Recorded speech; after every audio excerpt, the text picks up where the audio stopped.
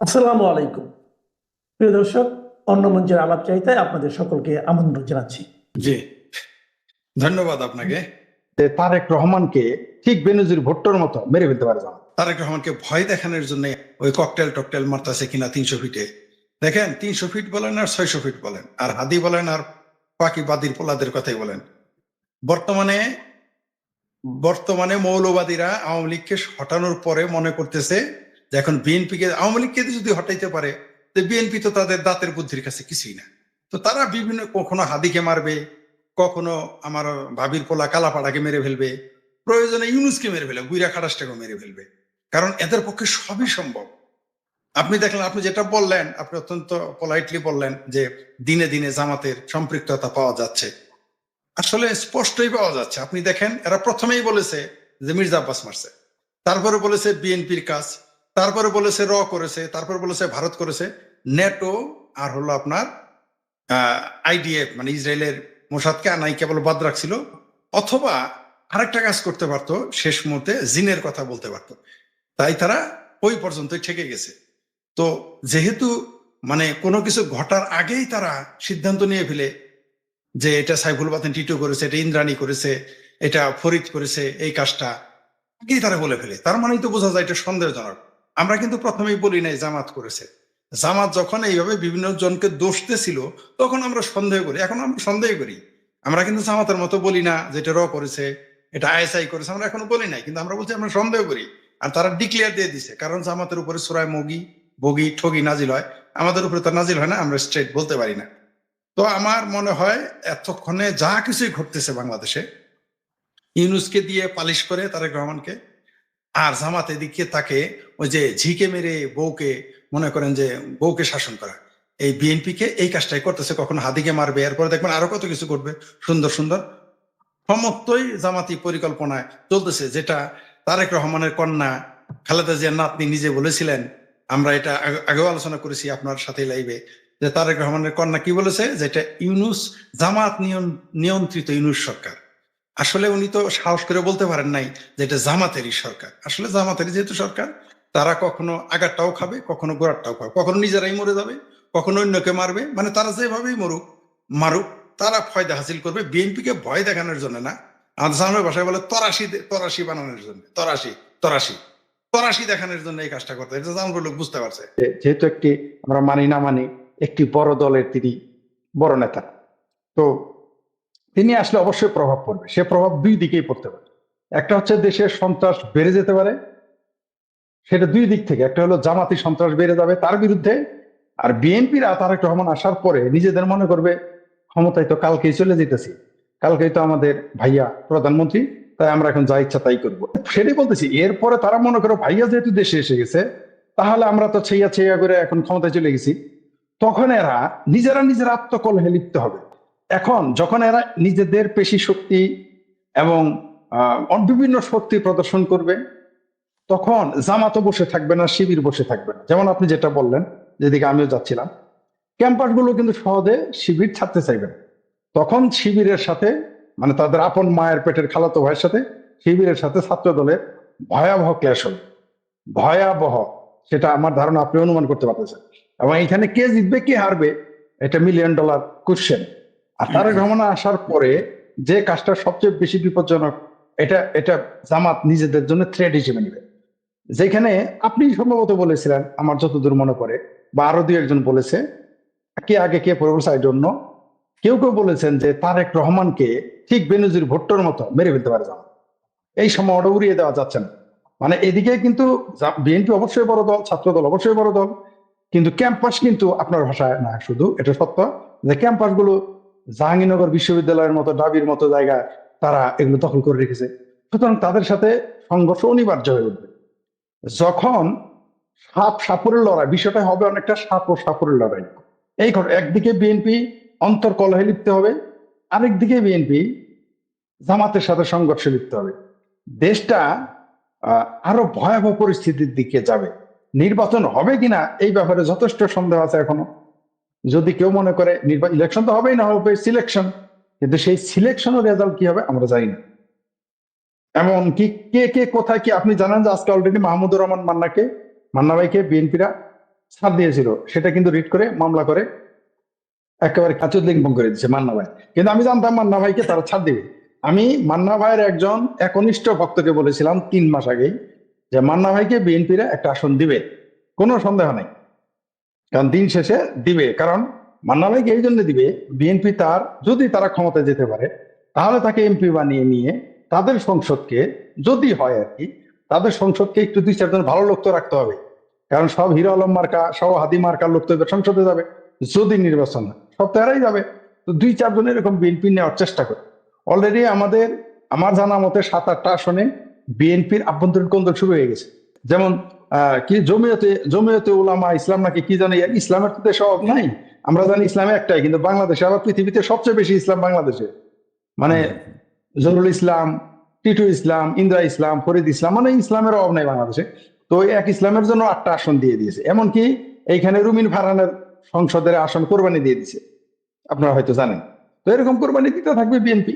কিন্তু দিন শেষে যে ঘটনাটা ঘটবে আমার মতে, যে বাংলাদেশের জন্য আরো ভয়ঙ্কর পরিস্থিতি সামনে আসতেছে।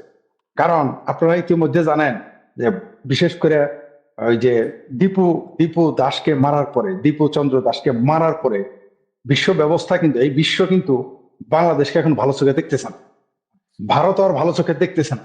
যে কোনো সময় তৃতীয়, চতুর্থ, পঞ্চম কোনো কিছু ঘটনা ঘটে যেতে পারে যা আমরা অনুমানই করতে পারতেছি।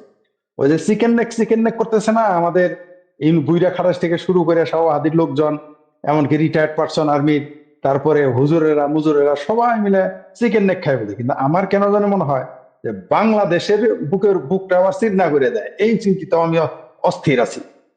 আবার এইদিকে দেখবেন আপনি প্যানিক ভট্ট বলেন বা জামাতের যে প্রোপাগান্ডা টিম আছে, তারা কিন্তু অলরেডি ছড়িয়ে দিয়েছে যে তারেক রহমান ভারতের সাথে আপোষ করে বাংলাদেশে এসে ক্ষমতা নিতে আসতেছে। এই কথা কিন্তু তারা রটিয়ে দিয়েছে, এটা আপনারা অবগত আছে। তো এই যে তাদের ত্রিমুখী সংঘর্ষ হবে এখানে, আর চতুর্মুখী, আওয়ামী লীগ তো বসে থাকবে না, আওয়ামী লীগও মাঠে থাকবে। আওয়ামী লীগ তো ওরা মনে করতেছে যে আওয়ামী লীগ তো মাঠে নাই। আমরা ওরকম 16 বছর দেখছি বিএনপি মাঠে নাই, জামাত কোচিং সেন্টার ছাড়া কোথাও নাই। কিন্তু আমরা কি দেখলাম 5ই আগস্ট? ঠিক এরকম কোনো কিছু ঘটে যেতে পারে। মানে আসলে প্রেডিকশন করা বাংলাদেশ নিয়ে সবচেয়ে বিপজ্জনক অবস্থা। কারণ বাংলাদেশ কোনো অর্থনৈতিক নিয়ম মানতেছে না, কোন রাজনৈতিক নিয়ম মানতেছে না, কোনো কূটনীতি মানতেছে না। আপনি দেখেন বুইরা খাড়াইশ নোবেল লরিয়েট একজন প্রফেসর, সে বলে আর একটা দেশের সার্বভৌমত্বের জন্য সরাসরি থ্রেট করে। বাংলাদেশের একজন সুপ্রিম কোর্টের উকিল আজকে নাকি কালকে বলছে, আমাকে একজন ক্লিপ পাঠিয়েছে, আমি দেখেছিলাম, নামটা ভুলে গেছি এখন, সে সরাসরি বলে দিয়েছে যে হিন্দুরা হলো বাংলাদেশের শত্রু। একটা মানুষ, সুপ্রিম কোর্টের একটা উকিল যখন এইভাবে কথা বলে, সে আবার ক্লিন শেপ দেখলাম, দাড়িওয়ালা টুপিওয়ালা হইলে একটা কথা ছিল। তো এই বিষয়গুলো আপনি একেবারে ছেলে খেলা মনে করেন যে এইখানে ত্রিমুখী চতুর্মুখী এই হামলা মামলা মারামারি কাটাকাটি হবে।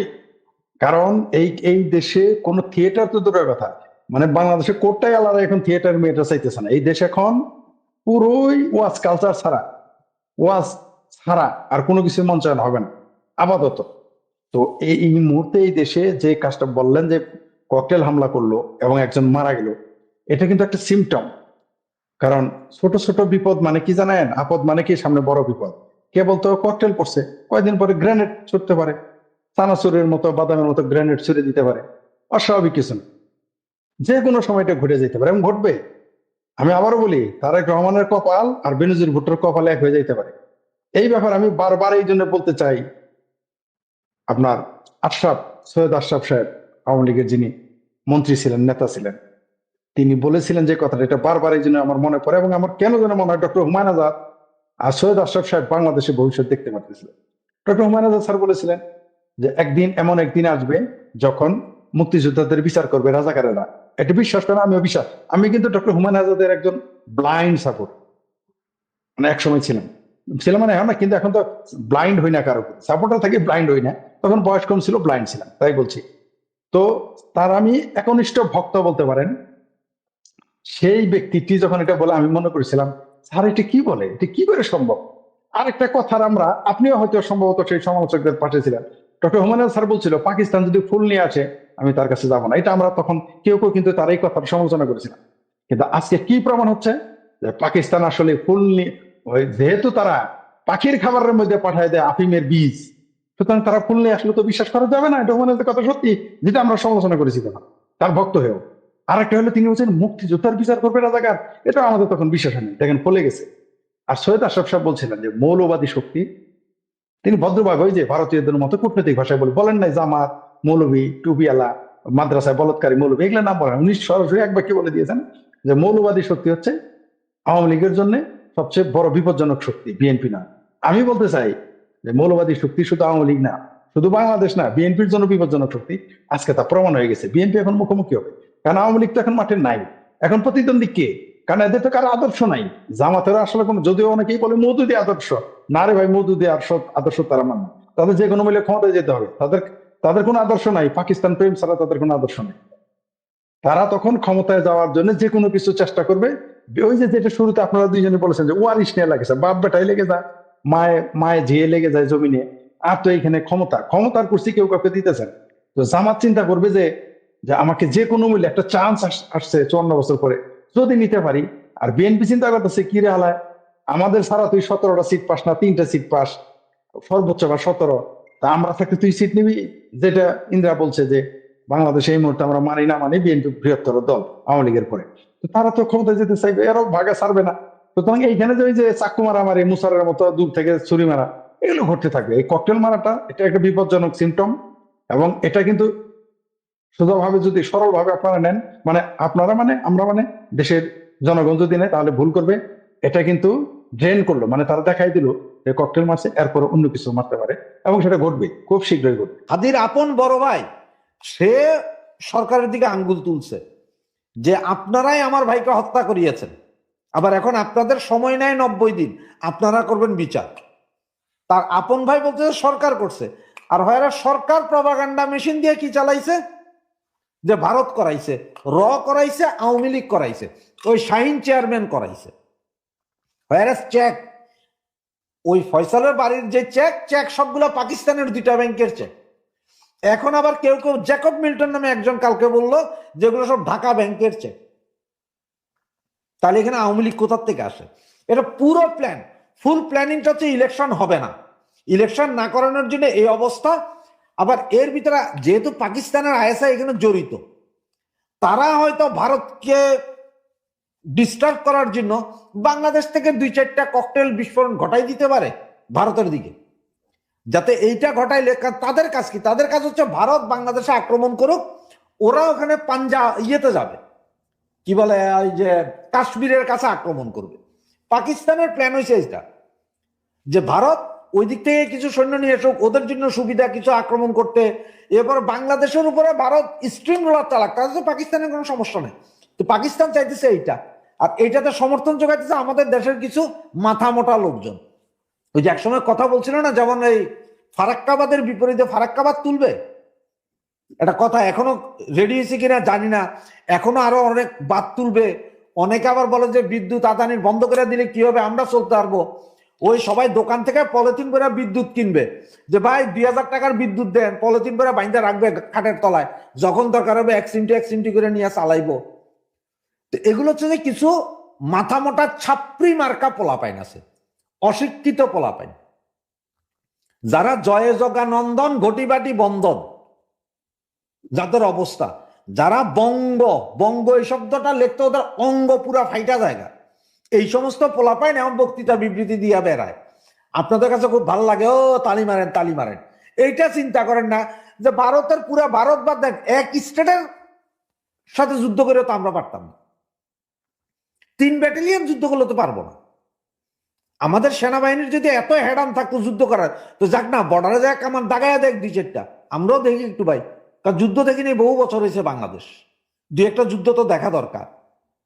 তো ওই যে ছাত্রী মার্কার সৈনিক যারা আছে, যারা শয়নে স্বপনে ওই ভুয়া গাছবাতুলহীন দেখে, আমাদের যে বৃহৎ প্রতিবেশী রাষ্ট্র 53 বছরে যারা একবারও আমাদের দেশের দিকে কুদৃষ্টি দেয়নি, সেই রাষ্ট্রটির সাথে পায়ে পা দিয়ে একটি যুদ্ধ বাঁধানোর অসনিস চেষ্টা চলছে। আজকে আমি মূলত এই ভারত এবং বাংলাদেশের যে এই সমস্যা, এর সমাধান কি এবং কোথায় যাচ্ছি আমরা, এই বিষয়টা নিয়ে একটু কথা বলতে চাই। আপনারা জানেন যে 1971 সালে যখন আমাদের মহান মুক্তিযুদ্ধ হয়, আমাদের এই সমস্ত মুক্তিযোদ্ধারা গিয়ে ভারতে আশ্রয় নিয়েছিলেন। আপনারা জানেন ভারতের অস্ত্র, ভারতের অর্থ এবং ভারতের ট্রেনিং। তারপরে বাংলাদেশে যুদ্ধ, ভূখণ্ড ভারতের, যুদ্ধ বাংলাদেশে। তারপর প্রায় 8.5 মাস যুদ্ধ চলার পর দেখা গেল যে বাংলাদেশ নামক রাষ্ট্রটিকে আমেরিকা এবং চায়না কুদৃষ্টি দিয়ে এখন অন্যভাবে আমাদের স্বাধীনতার যে তৃষা, আমাদের স্বাধীনতার যে পিপাসা, সেটাকে অন্যভাবে রুদ্ধ করার চেষ্টা করছে। আমেরিকা একটি সত্য নৌবহর পাঠালো। আমেরিকার সত্য নৌবহরটি আরব সাগর পর্যন্ত আসলো। আসার পর জাতিসংঘ রেজলিউশন করার চেষ্টা করলো, একমাত্র রাশিয়া সেটাতে ভ্যাটো দিল। তারপর দেখা গেল এখন যদি আমেরিকার সেনাবাহিনী ভারতের বন্দরে বা বাংলাদেশের বন্দরে এসে যদি গাঁটি গাড়ে, আর চায়না এবং আমেরিকার শক্তি নিয়ে যদি এই বাংলাদেশের ভূখণ্ডে পাকিস্তান বাহিনী যুদ্ধ শুরু করে, হত্যাযজ্ঞ শুরু করে, তাহলে বাংলাদেশের পক্ষে এই স্বাধীনতা অর্জন করাটা খুব কঠিন হয়ে যাবে। আপনারা জানেন এই বাংলাদেশ স্ট্র্যাটেজিক্যালি একটা গুরুত্বপূর্ণ জায়গায় অবস্থিত। তখন এই ভারত মহাসাগরে আমেরিকার সত্য নৌবহর আসার আগেই ভারত আমাদের প্রতিবেশী রাষ্ট্র একটা ঝুঁকি নিতে চাইলেন। তো ঝুঁকি নিতে গেলে ভারতের ভূখণ্ড ঝুঁকির মধ্যে পড়ে। তখন তারা রাশিয়ার সাথে একটি মৈত্রী চুক্তি করলেন যে যদি ভারত আক্রান্ত হয় রাশিয়া তাদের পাশে এসে দাঁড়াবে। এই মৈত্রী চুক্তিটা করার পরে এই 6 ডিসেম্বরে এসে ভারতের বাহিনী সরাসরি বাংলাদেশি সেনাবাহিনীর সাথে পাকিস্তানের বিরুদ্ধে অংশগ্রহণ করে। আর এই 10 দিনের ভেতরে বাংলাদেশটিকে একটি স্বাধীন সার্বভৌম রাষ্ট্র তৈরি করে। তার মানে হচ্ছে মূলত বাংলাদেশের সেনাবাহিনী, বাংলাদেশের মুক্তি বাহিনী, বাংলাদেশের জনগণের আন্দোলনটা করেছিল, কিন্তু শেষ মুহূর্তে যখন আন্তর্জাতিক একটা খেলা এখানে শুরু হয়ে যায়, তখন ভারত এই বাংলাদেশের স্বাধীনতাকে ত্বরান্বিত করার জন্য নিজের সেনাবাহিনী বাংলাদেশে পাঠিয়ে দিয়েছিলেন, দিয়ে যুদ্ধ করে এই দেশটি জয়লাভ করেছিলেন। এখন খেয়াল করে দেখেন বাংলাদেশের এই ভূখণ্ডের প্রতি, এই সুজলা সুফলা শস্য শ্যামলা মাটির প্রতি, এদেশের নদী, এদেশের খাল বিল গ্রাম গঞ্জের প্রতি যদি ভারতের কোনো লোভ থাকতো, তাহলে 1971 সালের পর ভারত কিন্তু তার সেনাবাহিনী উঠিয়ে নিতেন না। বঙ্গবন্ধু 10 জানুয়ারি 1972 সালে যখন ব্রিটেন হয়ে যখন পাকিস্তানের কারাগার থেকে ফিরে আসেন, তিনি প্রথমে ভারতে এসেছিলেন। ভারতে এসে ইন্দিরা গান্ধীকে বললেন যে 26শে মার্চ আমার স্বাধীনতা দিবস, সেই দিবসের আগে আপনি আপনার সেনাবাহিনী উজ্জ্বল করে নেন।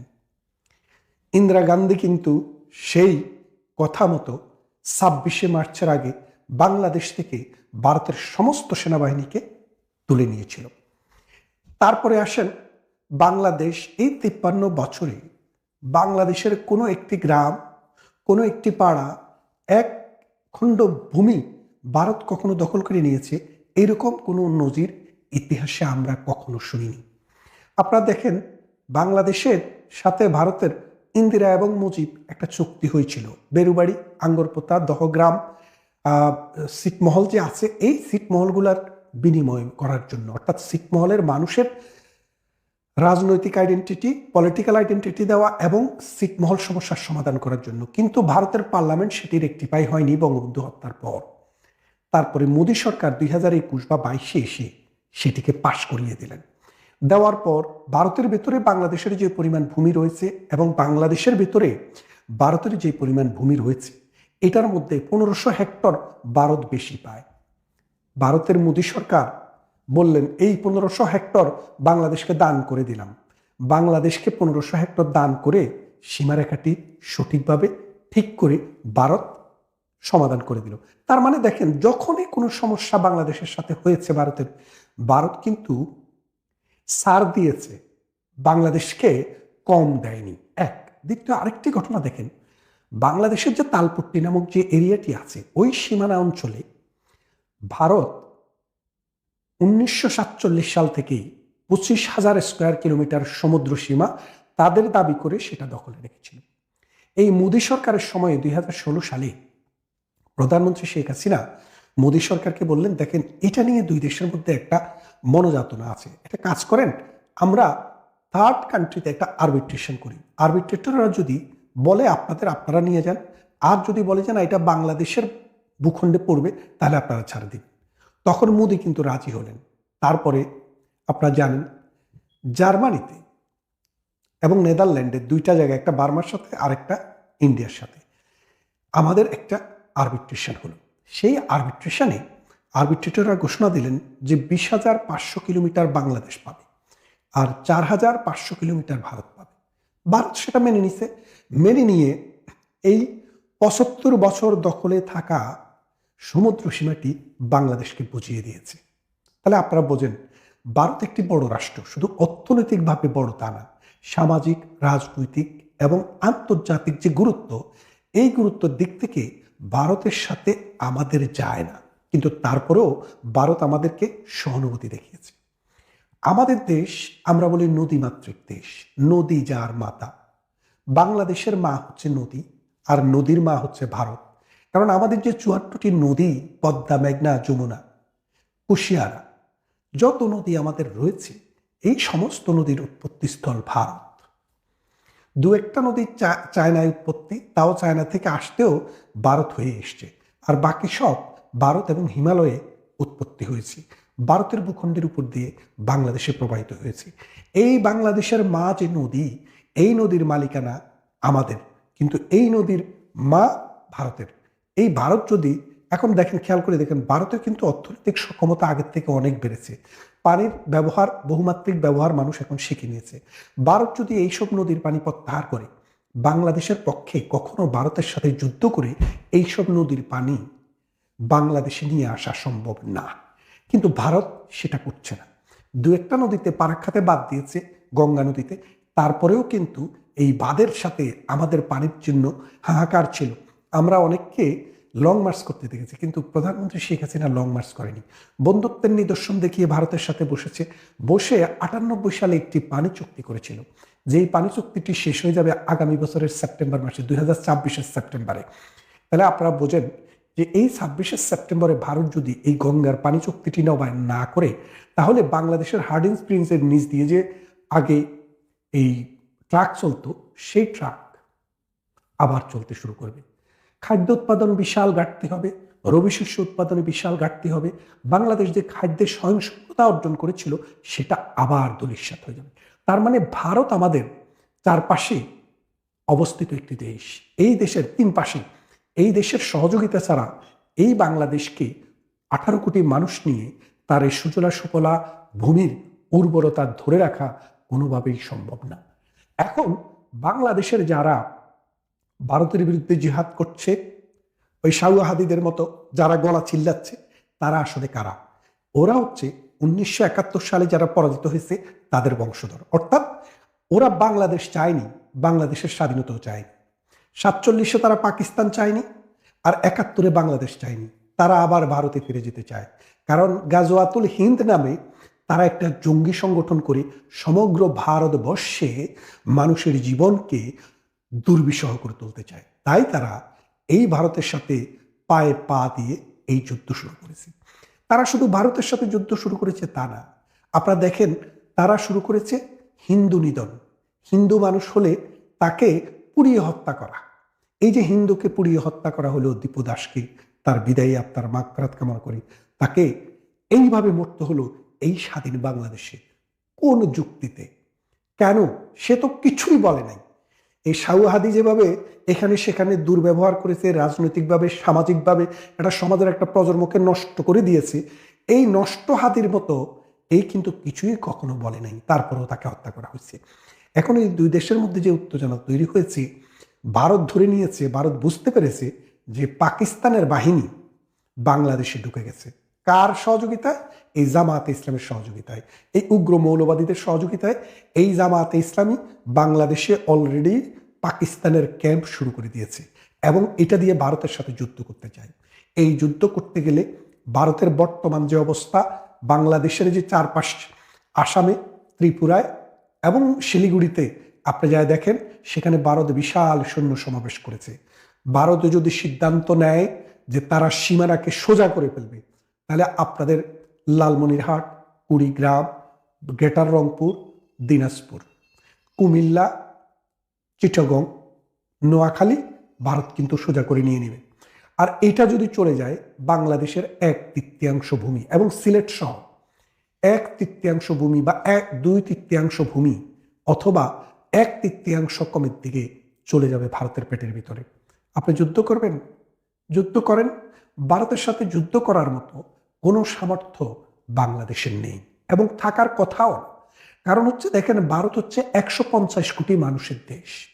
তাদের যোদ্ধা, তাদের রিজার্ভ ফোর্স, তাদের police, Ansar, border security guard সব কিছু মিলিয়ে প্রায় 1.5 কোটি মানুষ যুদ্ধ করার জন্য তৈরি।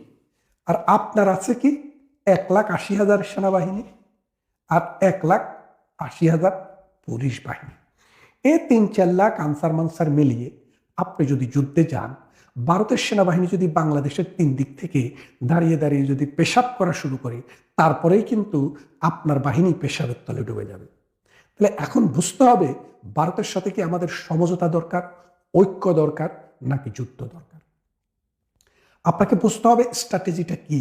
স্ট্র্যাটেজিটা হচ্ছে আমরা অর্থনৈতিকভাবে সমৃদ্ধি অর্জন করা, আমরা সামাজিকভাবে আমাদের সমাজকে উন্নত করা, আমাদের মানুষের জীবন মান উন্নত করা, আমাদের শিক্ষাকে উন্নত করা, ট্রান্সপোর্টেশনকে উন্নত করা, মানুষের জীবনের মান বৃদ্ধি করা।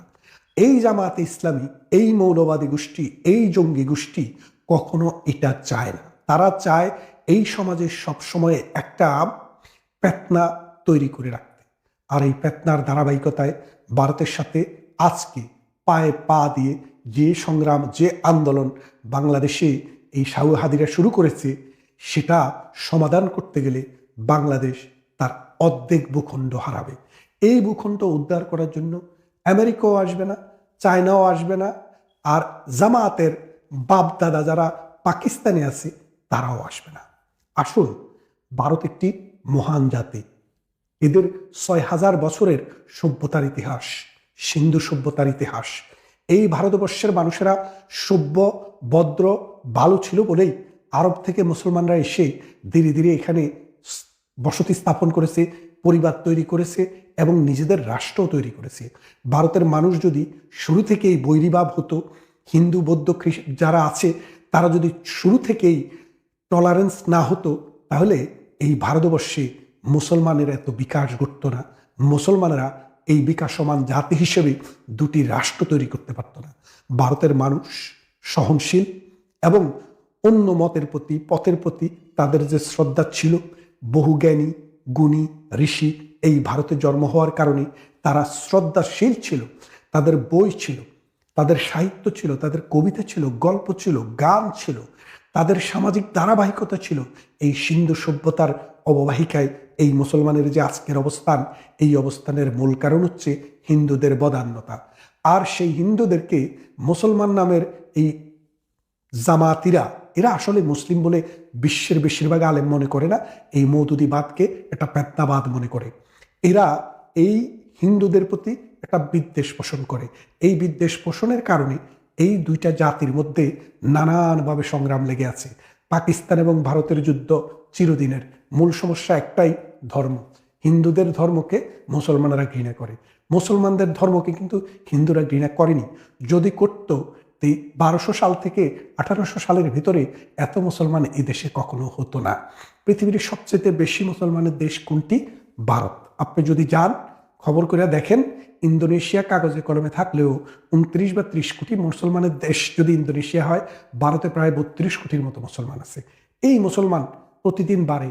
কই, ভারত থেকে তো মুসলমান বাংলাদেশে আসে না, বাংলাদেশ থেকে হিন্দুদেরকে যেতে হয়। কারণ বাংলাদেশে হিন্দুদেরকে দলমত নির্বিশেষে নানান জায়গা থেকে প্রেশার ক্রিয়েট করা হয়। যেই প্রেশারের কারণে থাকতে না পেরে অনেকে বাপদাদার বিটা ছেড়ে ভারতে গিয়ে আশ্রয় নেয়। আর ভারতে যে 32 কোটি মুসলমান, এদেরকে কিন্তু বাংলাদেশে আসতে হয় না। বিহারে যান অসংখ্য মুসলমান, আসামে যান অসংখ্য মুসলমান, কলকাতা যান অসংখ্য মুসলমান, হায়দ্রাবাদে যান অসংখ্য মুসলমান। তাইলে এই মুসলমানরা যদি ভারতে বসবাস করতে পারে, শান্তিতে বসবাস করতে পারে, থাকতে পারে, বংশবৃদ্ধি করতে পারে, দিনের পর দিন ওদের পরে কোনো অত্যাচার নির্যাতন না থাকে, তাহলে বাংলাদেশের এই কুলাঙ্গাররা কেন হিন্দু ধর্মের মানুষের প্রতি এই অত্যাচার নির্যাতন করে। তবে এটা সত্য, ভারতে যে একবারে মুসলমানের প্রতি কোনো ধরনের বিরাগ নেই, আছে, বিরাগ না থাকার কোনো কারণ নেই, আছে। মানুষ যেখানে আছে কিছু কিছু সমস্যা সেখানে থাকবে। যেই দেশে মুসলমানের শুধু মুসলমানদের, যেমন পাকিস্তানের আরেকটি অঞ্চলের সাথে যুদ্ধ চলছে। এই যে বাংলাদেশের মানুষ বিরাগ হয়েছে কেন? আমরা তো মুসলমান ছিলাম, পাকিস্তানের লোকে বিরাগ হয়েছে না? হয়েছে। এটা থাকতে পারে, কিন্তু বাংলাদেশের জামাত ইসলামী এবং জঙ্গি অন্যান্য যেসব সংগঠন আছে তারা ভারত বিরোধিতাকে তাদের একটা আদর্শ হিসেবে নিয়েছে। এই আদর্শটা হচ্ছে মানবতার বিরুদ্ধে, সভ্যতার বিরুদ্ধে। যেমনটা আমি বলছিলাম যে প্রথম দিক থেকে যদি হিন্দুরা যদি স্ট্রং ভাবে মুসলমান ধর্মের বিরোধিতা করতো, তাহলে এদেশে ইসলাম প্রসার হতো না। আসুন, যুদ্ধ নয়, এই ভালো একটি প্রতিবেশী, এই বন্ধুপ্রতিম, সংস্কৃতিবান, বুদ্ধিভিত্তিক চেতনার সমাজের একটি প্রতিভূ হচ্ছে ভারত। সেই মহাভারতের সাথে আমাদের এই সমস্যাটিকে আলোচনার ভিত্তিতে সমাধান করি। দুটি রাষ্ট্র, বন্ধুপ্রতিম রাষ্ট্র হিসেবে আমরা সহ অবস্থান করি। যুদ্ধ নয়, শান্তি চাই।